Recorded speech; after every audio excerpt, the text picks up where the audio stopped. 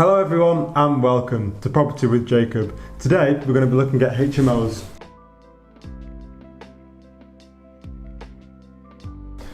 I currently have one HMO property in my portfolio and it's really good, it's really profitable. It's quite good. Just a quick breakdown of the numbers. The mortgage is about £650 a month. The bills and expenses, this ranges drastically on usage. The change of tenants determines how much electricity they use. Some of the ones are quite clean and not clean, but they keep the windows closed, they shower and they keep the water running for like a certain amount of time. You know, general house saving, energy saving tips. You can tell in the bills that the tenants that normally, I want to say this in a nice way, the tenants that normally adhere to energy saving rules and the ones that don't. So this can range anywhere from between £100 and £200 a month. This includes gas, electric, broadband, water. With my HMOs, I don't include council tax. That's something they pay because a tax is a tax, not a bill. Different. Yeah, and then the rent is roughly this. It's a 4-bed HMO, and I'll explain why it's a 4-bed HMO in a minute. The rent is roughly £355 per room, and the biggest room at the top is 400 because it's quite a big room. It's like 26 square meters or something like that. You could probably be an apartment on its own with a bit of extension work done on it. It's pretty sizable. So it leads for about on a good month about £500 to £600 a month profit, which is nice compared to the other ones for just one property. It gives me an ROI of about 12%, which is nice. So yeah, as I said before, moving on to why is it a 4-bed HMO? Well, within the UK, if it's 5 or more beds HMO, then you need a license for it, and licensing within the Manchester City Council range, if you see the councils on a map, it's quite difficult to get a HMO license there because they know a lot of the properties are let to students, and as they're let to students don't pay council tax. It's a massive dent to their revenue stream, so they just stopped granting HMO licenses to properties that weren't already HMOs. So my property would have the ability to be a 5-bed, but I wouldn't be able to get a license for it. And I don't really want to try it with Manchester City Council because I've heard they're quite difficult sometimes. Even if you're going to go for a professional HMO, which is what mine is. It was last year 4 professional tenants, and this year it's 2 professional tenants and 2 HMO tenants and 2 student tenants. So why get into HMOs in the first place? Well, the yield and the ROI on them is a lot better because as you're renting each room out on a room by room basis, it gives your margins, it increases the value on your margins essentially. If I was to let the full house, then as I was let the whole property, I could receive about £1,000 a month, and as I let the full property, the property room by room, I'm able to get about 1.6-ish, around the 1.6 mark per month, which is really useful just off one property. Is it difficult? And what turns a house from a normal house to a HMO? Not a massive deal, really.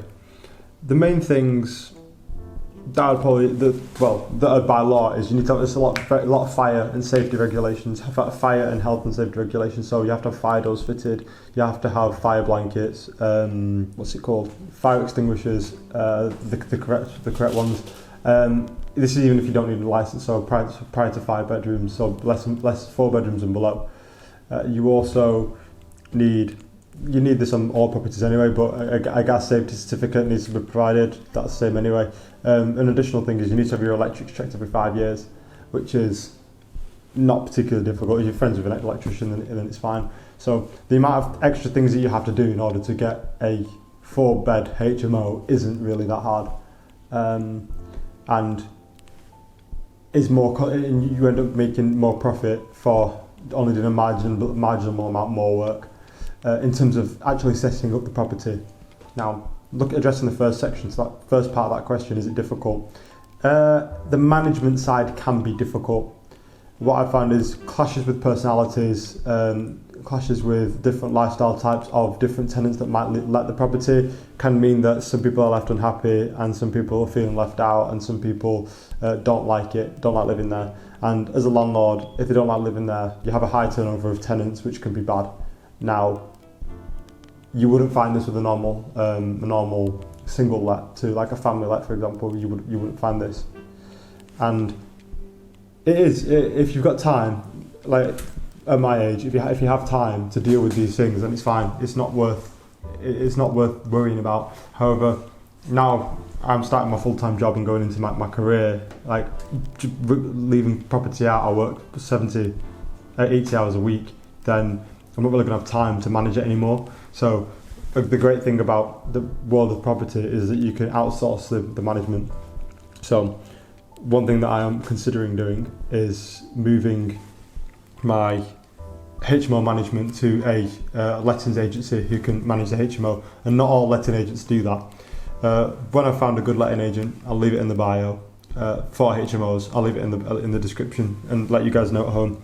Next thing, going into a large HMO or 5 bedrooms and above. Now, my experience dictates that outside of Manchester City Council, for example, the borough that I live in Tameside, is not too hard to get a HMO license. It's not difficult. It's not got a large base of students. People pay the council tax. The council have not really got a problem with it.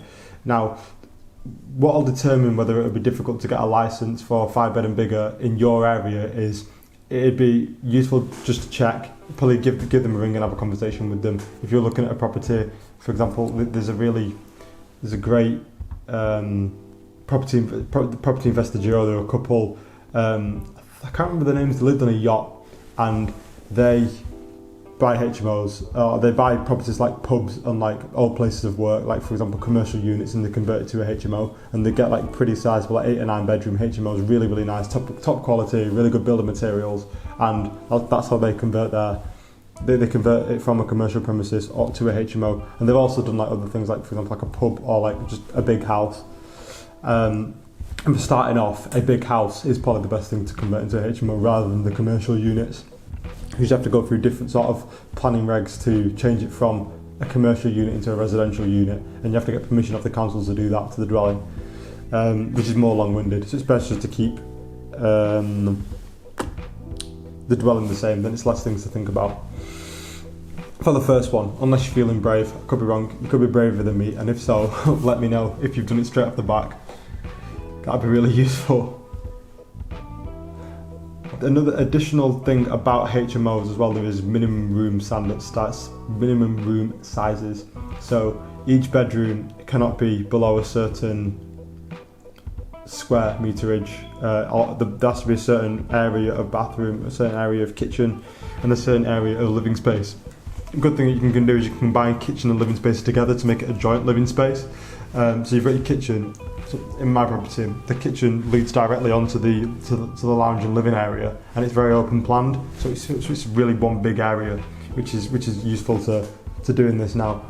Each kitchen and the bathroom would be, the kitchen and the lounge would be the same, would be fine on their own, but it kind of gives it a nicer, more open plan feel, which tends to feel a bit more modern. Moving on to more of the specification of the licenses. They last 5 years for each property. The legislation as well is a bit wishy-washy on what is defined as a good landlord. So they define it as a fit and proper person. What defines as a fit and proper person? Someone that's not a normal human, that's fit and proper. I am not a legal person. I don't know what fit and proper means in either law. In my opinion, it sounds a bit wishy-washy. It's not very precise. And if you're a law person, then why is fit and proper an adequate description? Again, then what happens if you have a 5-bed HMO and you don't have a license? Well, if your tenant decides not to pay their rent and you've given them an AST, short hold tenancy, you will not be able to evict them, or it might take a very long time to evict them if they don't choose not to pay their rent. it's going to be horrible. The way that property is going in the UK, it's becoming it's a lot more professional. It's becoming. It's not like it used to be maybe 20 or 30 years ago. It's very, very proper, professional, as it should be really. And in my opinion, I feel like that there are some rogue landlords out there that you probably 0.5%, very, very, very small amount of rogue, and wouldn't treat their tenants with decency. However, a vast majority of landlords are absolutely fantastic. They're really, really good. They're good people and they care about their tenants. And I feel like the way that the current legislation is in play is it kind of punishes all of the landlords for the negatives of that very small 0.5% of people. But I've digressed a little bit. The main topic is HMO licenses, and the point of this is ensure that if you go for a 5-bed HMO or 6-bed or 5-bed and above, then make sure you get a license for it. Don't operate it without a license. As this is going to make your court hearings in the future, if you need to evict anyone, very, very difficult. So yeah, that covers everything for a HMO. We've got a video coming about my particular case study. We'll go through the exact numbers of my case study. But yeah, it's been a generic video about HMOs and why they're profitable and why you would go about doing it over a single let. But great, thanks for listening. I'll see you in the next video. Thank you for watching. If you like this video, then please like it. We've got a lot more videos in the pipeline, so if you like what you see, subscribe to us for weekly videos. I'll see you in the next one.